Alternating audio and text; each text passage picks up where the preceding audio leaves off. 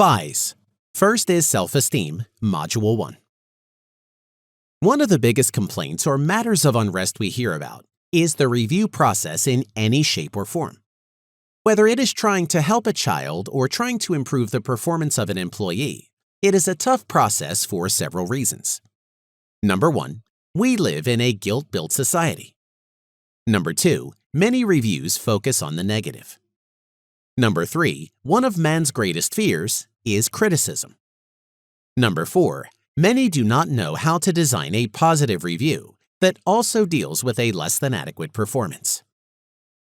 When one takes the time to learn and use positive counsel, employees or individuals become much more positive, much more confident, and no longer fear the review system.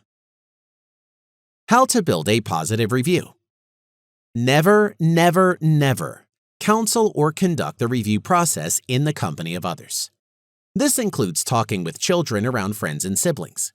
Keep these sessions private. You do not want to create a negative atmosphere among one's peers. You can praise privately or in the company of others. Start with facts and specific achievements. Find as many positive facts and achievements as possible about the person, even if it's something they do all the time, such as, Sam always has a positive outlook and is eager to help. It may sound redundant, but it will keep reinforcing that positive trait, much in the same way an affirmation works. Many ask, where do you find this positive information? The best place is the same place you find the negative stuff. If a person is late 5 times in a year, then he is on time 255 days a year. If someone does not show up for a shift for a good reason, someone or someones had to cover that shift. If they are one of these individuals, let them know. It shows you see the positive things they do. This is excellent positive information and feedback. People love to hear about the little extra efforts they make, and it reinforces the fact that someone is paying attention. Positive counsel. Number 1, identify the situation. Number 2, evaluate the contributing factors. Number 3, develop a positive solution. There is no such thing as perfection. To error is human. At best, we are 95%ers. We will make mistakes, and because of situations in life, we may not be able to meet the standards constructed by others, or we can digress in areas of performance. This is where compassion, with respect, recognition, and forgiveness, can be administered. You can make exceptional performers out of the ordinary, and good performers out of the bad. When you need to correct a situation with a person, you can do this in an area called Areas of Improvement. Take the time to put as much focus on the positive as possible. Identify the situation and address the situation with a positive. Remember, asking engages the mind. Telling disengages. Allow them to be part of the solution. Sam, you are on time 80% of the time. But we have a situation here.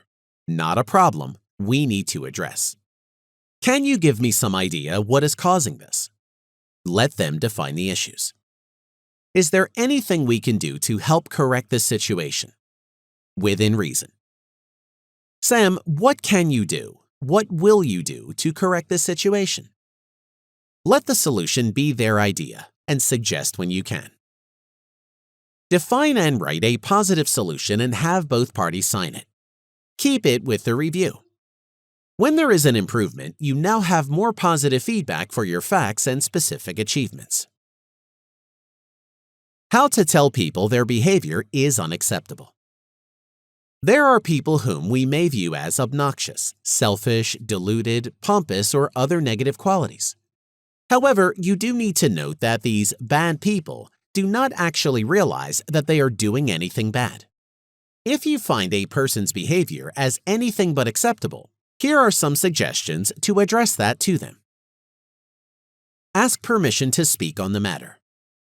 Before giving the other person a piece of your mind, ask if he or she would take a minute to talk to you. Ask them if they have a minute or two to spare in discussing something personal. Make them realize the consequences of their own behavior.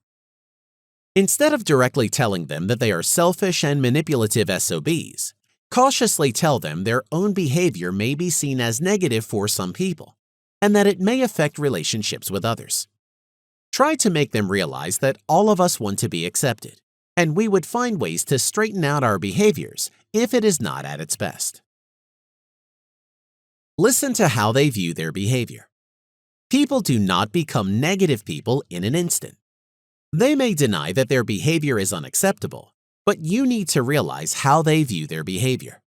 It could either be positive or negative according to their perceptions and beliefs. If they insist, do not force them. When that person insists that there is nothing wrong with their behavior, simply leave it at that. It is not our responsibility to change their behavior. They can only change themselves, and they hold the option to do so. How we view ourselves and others will ultimately shape who we are. We should understand that our thoughts and emotions would serve us to take the necessary actions to bring out the results we want. When we understand this manifestation, we make conscious efforts to make ourselves better people.